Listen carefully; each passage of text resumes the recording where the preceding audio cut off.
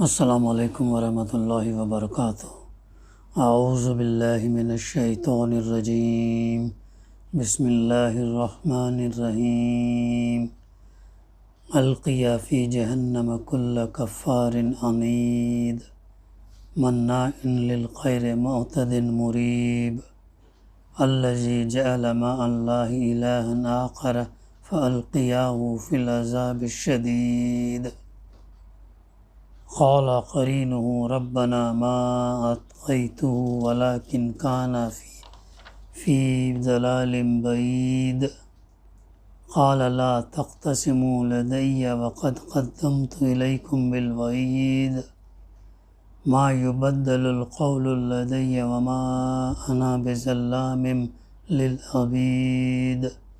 صدق اللہ العلی العظیم۔ رب اشرح لی صدری ویسر لی امری واحلل عقدۃ من لسانی یفقہوا قولی۔ رب زدنی علما۔ سورہ قاف کی آیت نمبر 24 سے 29 تک کی تلاوت ابھی ہم نے سماعت کی۔ اس سے پہلے جن آیتوں کا مطالعہ ہمارے سامنے آیا ہے اس میں اللہ سبحانہ و تعالیٰ نے ارشاد فرمایا تھا کہ جب سور پھونکا جائے گا وہ دن ہے دراصل جس کا تجھے خوف دلایا جاتا تھا۔ دنیا میں رہے تک سور کے تعلق سے قرآن مجید کے ذریعے سے، اللہ کے رسول صلی اللہ علیہ وسلم کی حدیث کے ذریعے سے یہ ہمیں بتایا گیا اور ہم کو معلوم بھی ہے کہ قیامت جو ہے جب کہ وقت سور پھونکا جائے گا اور وہ سور ایسا ہوگا جیسے انسان جہاں کہیں بھی مدفون ہے وہاں وہ ایسا آواز سنے گا جیسا اس کے کان میں کوئی بول رہا ہے۔ ہر انسان سنے گا اسے۔ اور پھر آپ صلی اللہ علیہ وسلم نے یہ بھی بتایا کہ فرشتہ اللہ کے حکم کا انتظار کر رہا ہے کہ کب اللہ حکم دے اور وہ سور پھونکے۔ تو یہ سور پھونکا جائے جب اس کو دنیا میں بتایا گیا تھا تو جو اس سے سبق لینا چاہا وہ لیا اور جو سبق نہیں لینا چاہا وہ نہیں لیا۔ تو یہ ہر شخص اس حال میں آ گیا کہ اس کے ساتھ ایک ہانک کر لانے والا ہے اور ایک گواہی دینے والا۔ اس چیز کی طرف سے تو غفلت میں تھا، یعنی انسان جو ہے غفلت میں تھا۔ ہم نے وہ پردہ ہٹا دیا جو تیرے آگے پڑا ہوا تھا اور آج تیری نگاہ خوب تیز ہے۔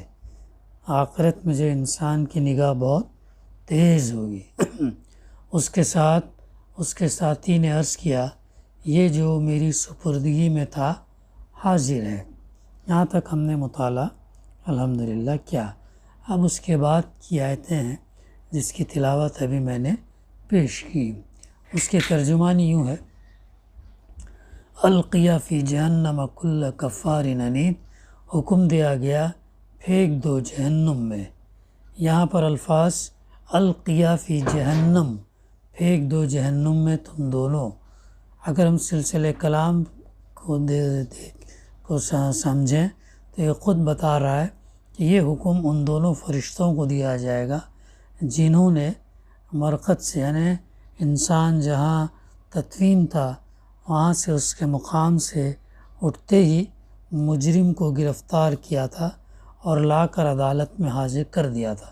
ہر انسان کے ساتھ دو فرشتے رہیں گے، ایک اس کے اعمال نامہ اس کا رہے گا ہاتھ میں اور دوسرا جو اس کو کھینچ کر لے جائے گا۔ تو یہ دو فرشتے ہر انسان کے ساتھ رہیں گے جب انسان موت سے دوبارہ اٹھے گا۔ ہر کٹے کافر کو، یعنی سخت الفاظ استعمال کیے گئے، کفار، جس کے دو معنی مفسر نے لیے ہیں۔ ایک یہ ہے کہ وہ سخت ناشکرا اور دوسرا یہ ہے کہ سخت منکر حق۔ تو یہ دو معنوں میں کٹے کافر، سخت کافر جو حق سے عناد رکھتا تھا، سچ سے، اسلام سے جو ہے دشمنی رکھتا تھا، عداوت رکھتا تھا، اور دوسری بات یہ خیر کو روکنے والا تھا، خیر کا لفظ عربی زبان میں مال کے لیے بھی استعمال ہوتا ہے اور بھلائی کے لیے بھی۔ پہلے معنی کے لحاظ سے مطلب یہ ہے کہ وہ اپنے مال میں سے کسی کا حق ادا نہ کرتا تھا۔ اللہ نے جو مال اس کو دیا ہے اس میں سے کسی کا حق وہ ادا نہیں کرتا تھا، نہ اللہ کا نہ بندوں کا۔ دوسرے معنی کے لحاظ سے مطلب یہ ہوگا کہ وہ بھلائی کے راستے سے خود ہی رک جانے پر اکتفا نہ کرتا تھا بلکہ دوسروں کو بھی اس سے روکتا تھا۔ تو یہ دو معنوں میں کیا کرتا تھا، وہ خیر کو روکنے والا تھا، دنیا میں خیر کے لیے سد راہ بنا ہوا تھا، اپنی ساری قوتیں اس کام میں صرف کر رہا تھا کہ نیکی کسی طرح پھیلنے نہ پائے۔ یہ کن کا معاملہ تھا؟ انکار کرنے والوں کا، کٹے کافر کا، جو حق سے عناد رکھتا تھا۔ پہلی تھی، دوسری صفت اس کو بتائی جا رہی، اور حد سے تجاوز کرنے والا تھا، یعنی اپنے ہر کام میں اخلاق کی حدیں توڑ دینے والا تھا، اپنے مفاد اور اپنی اغراض اور خواہشات کی خاطر سب کچھ کر گزرنے کے لیے تیار تھا، حرام طریقوں سے مال سمیٹتا اور حرام راستوں میں صرف کرتا تھا، لوگوں کے حقوق پر دست درازیاں کرتا تھا، نہ اس کی زبان کسی حد کی پابند تھی، نہ اس کے ہاتھ کسی ظلم اور زیادتی سے رکتے تھے۔ بھلائی کے راستے میں صرف رکاوٹیں ڈالنے ہی پر بس نہ کرتا تھا بلکہ اس سے آگے بڑھ کر بھلائی اختیار کرنے والوں کو ستاتا تھا اور بھلائی کے لیے کام کرنے والوں پر ستم ڈھاتا تھا۔ یہ کام جو ہے وہ کافر کرتا تھا دنیا کے اندر، تو وہ ان کا تذکرہ یہاں پر کیا جا رہا ہے۔ پھر آگے فرمایا جا رہا، شک میں پڑا ہوا تھا، یعنی لفظ مریب استعمال ہوا جس کے دو معنی ہیں، ایک شک کرنے والا، دوسرا شک میں ڈالنے والا، اور دونوں ہی معنی یہاں پر مراد ہیں۔ مطلب یہ ہے کہ وہ خود شک میں پڑا ہوا تھا اور دوسروں کے دلوں میں شکوک پیدا کرتا تھا۔ اس کے نزدیک اللہ اور آخرت اور ملائکہ اور رسالت اور وہی غرض دین کی سب صداقتیں مشکوک تھیں۔ حق کی جو بات بھی انبیاء کی طرف سے پیش کی جاتی تھی اس کے خیال میں وہ قابل یقین نہ تھی، اور یہی بیماری وہ اللہ کے دوسرے بندوں کو لگاتا پھرتا تھا۔ جس شخص سے بھی اس کو سابقہ پیش آتا اس کے دل میں وہ کوئی نہ کوئی شک اور کوئی نہ کوئی وسوسے جو ہے ڈال دیتا تھا۔ پھر آگے فرمایا جا رہا کہ جو ہے اللہ کے ساتھ کسی دوسرے کو خدا بنائے بیٹھا تھا تو ارشاد ہوگا، ڈال دو اسے سخت عذاب میں۔ اب ان آیات کے اندر اللہ تعالیٰ نے وہ صفات گن کر بتا دی ہیں جو انسان کو جہنم کا مستحق بنانے والی ہیں۔ تقریباً یہاں پر 10 صفات گنائے گئے ہیں۔ پہلی صفت حق کا انکار، دوسرا اللہ کی ناشکری، تیسرا حق اور اہل حق سے عناد، چوتھا بھلائی کے راستے میں سد راہ بننا، پانچواں اپنے مال سے اللہ اور بندوں کے حقوق ادا نہ کرنا، چھٹا اپنے معاملات میں حدود سے تجاوز کرنا، ساتواں لوگوں پر ظلم اور زیادتیاں کرنا، آٹھواں دین کی صداقتوں پر شک کرنا، نواں دوسروں کے دلوں میں شکوک ڈالنا، اور 10واں اللہ کے ساتھ کسی دوسرے کو خدائی میں شریک ٹھہرانا۔ یہ وہ 10 صفات ہیں جو اللہ سبحانہ و تعالیٰ نے ان آیات کے اندر گن کر بتا دی ہیں کہ جو انسان کو جہنم کا مستحق بنانے والی ہیں۔ اس سے ہم بھی اپنا جائزہ لینا، کہیں ایسا تو نہ ہو کسی صفت میں ہم کہیں نہ کہیں بیٹھتے ہوں، تو ہم بھی اپنا احتساب جائزہ لیتے رہنا چاہیے۔ اگر کچھ ہے تو اسے جلد از جلد دور کر دینا چاہیے۔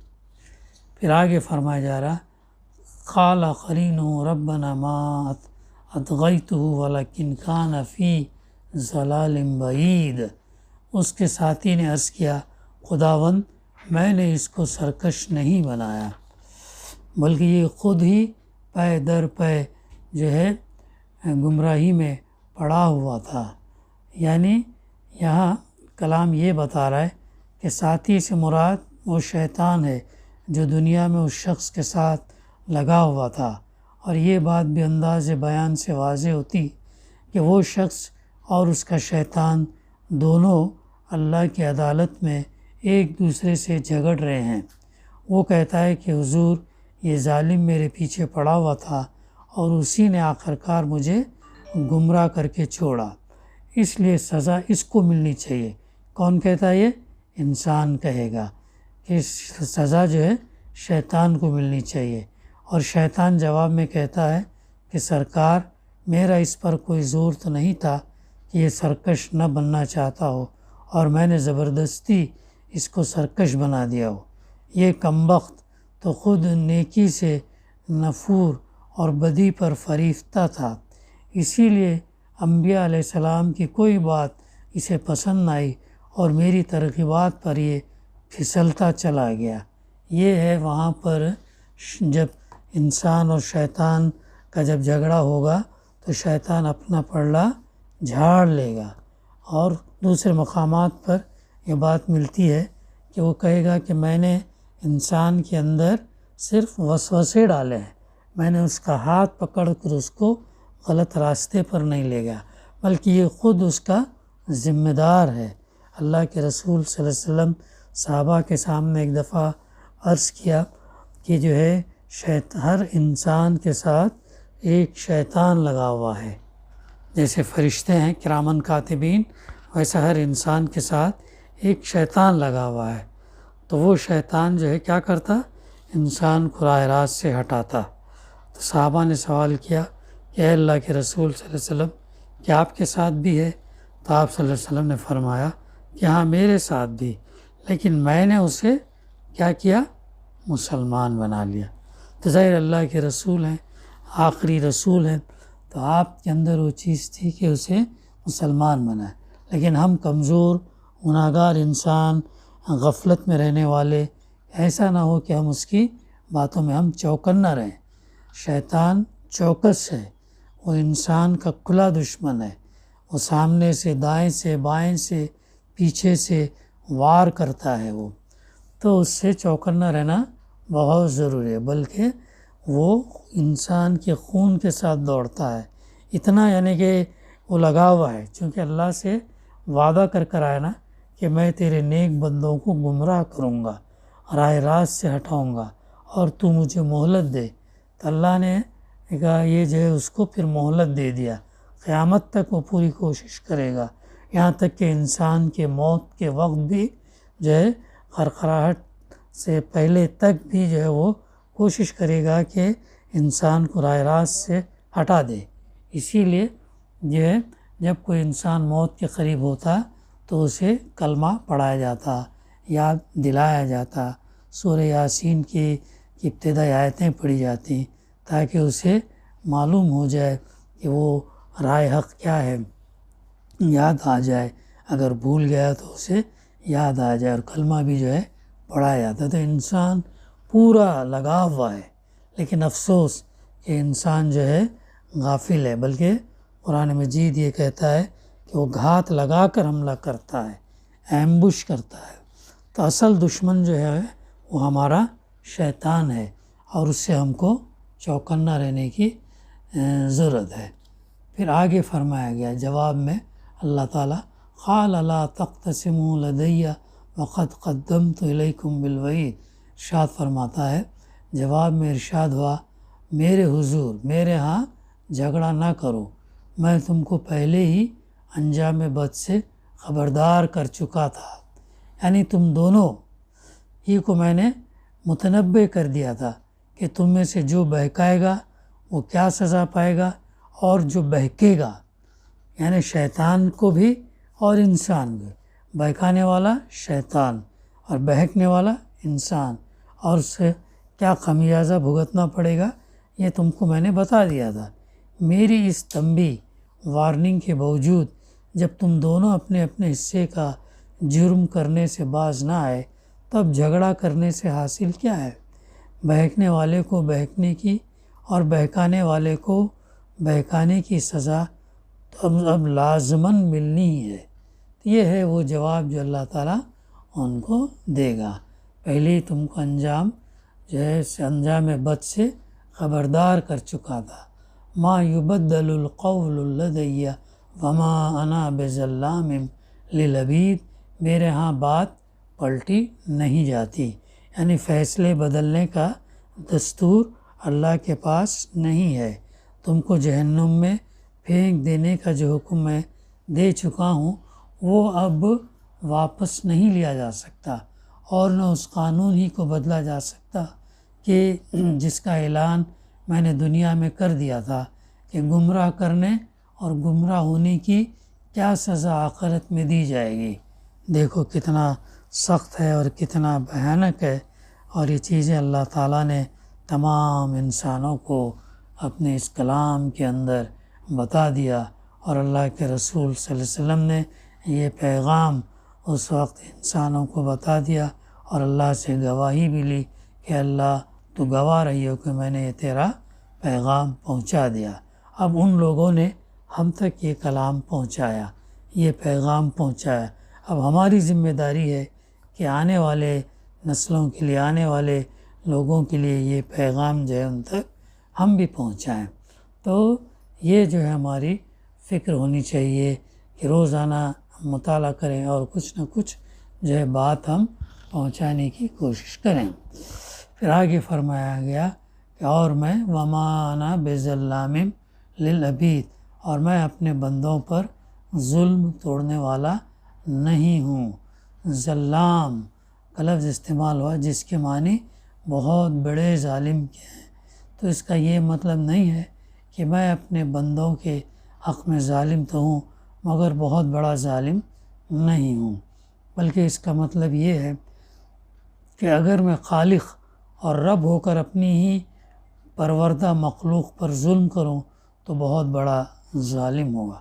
اللہ تعالیٰ یہ پسند نہیں کرتا کہ میں جس انسان کو بنا کر دنیا میں بھیجا امتحان کی غرض کے لیے، اور اس سے تمام چیزیں اس کو عطا کی، کہ اب میں جو ہے وہ اس کو زیادہ سے زیادہ جہنم میں ڈالوں، یہ اللہ تعالیٰ پسند نہیں کرتا۔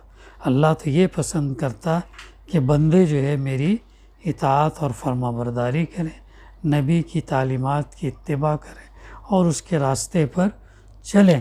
اللہ تعالیٰ خیر کو پسند کرتا، لیکن اب انسان کو جو آزادی دی گئی اور جو اختیار دیا گیا، اس آزادی اور اختیار کا اگر وہ فیصلہ غلط لے اور غلط کرے تو پھر اس کا خمیازہ جیسا بتایا گیا بہکانے والے کو اور جو اس سے بہکے گا، دونوں کو پھر جو ہے قیامت کے دن بھگتنا پڑے گا۔ تو اللہ تعالیٰ ظلم کرنے والا نہیں، میں اپنے بندوں پر ظلم توڑنے والا نہیں ہوں فرمایا جا رہا ہے۔ اس کا یہ مطلب نہیں ہے کہ میں اپنے بندوں کے حق میں ظالم تو ہوں مگر بہت بڑا ظالم نہیں ہوں، بلکہ اس کا مطلب یہ ہے کہ اگر میں خالق اور رب ہو کر اپنی ہی پروردہ مخلوق پر ظلم کروں تو بہت بڑا ظالم ہوں گا۔ اس لیے میں سرے سے کوئی ظلم بھی اپنے بندوں پر نہیں کرتا۔ یہ سزا جو میں تم کو دے رہا ہوں یہ ٹھیک وہی سزا ہے جس کا مستحق تم نے اپنے آپ کو خود بنایا ہے۔ تمہارے استحقاق سے رتی بھر بھی زیادہ سزا تمہیں نہیں دی جا رہی ہے۔ میری عدالت بے لاگ انصاف کی عدالت ہے، یہاں کوئی شخص کوئی ایسی سزا نہیں پا سکتا جس کا وہ فی الحقیقت مستحق نہ ہو اور جس کے لیے اس کا استحقاق بالکل یعنی شہادتوں سے ثابت نہ کر دیا ہے۔ یہ ہے اللہ کا دربار، یہ ہے اللہ کا انصاف، اور وہاں پہ ہر ایک کو جو ہے حقیقی انصاف ملے گا۔ یہ اللہ تعالیٰ اپنے وعدوں میں جو ہے سچا ہے، اس سے بڑھ کر کون سچا ہوگا؟ یہی وہ امید ہے آخرت کے دن کہ اللہ تعالیٰ جو ہے صحیح اور حقیقی فیصلے اللہ تعالیٰ کرے گا، اور ان فیصلوں سے پھر انسان کو انصاف ملے گا۔ بخیر انشاءاللہ آئندہ ہم سلسلہ جاری رکھیں گے۔ دعا ہے کہ اللہ سبحانہ وتعالی ہمیں کہنے سننے سے زیادہ عمل کرنے کی توفیق عطا کرے۔ ربنا تقبل منا انک انت السمیع العلیم تب علینا انک انت التواب الرحیم۔ صلی اللہ تعالی علی خیر خلقہ وعلی آلہ وصحبہ اجمعین والحمد للہ رب العالمین۔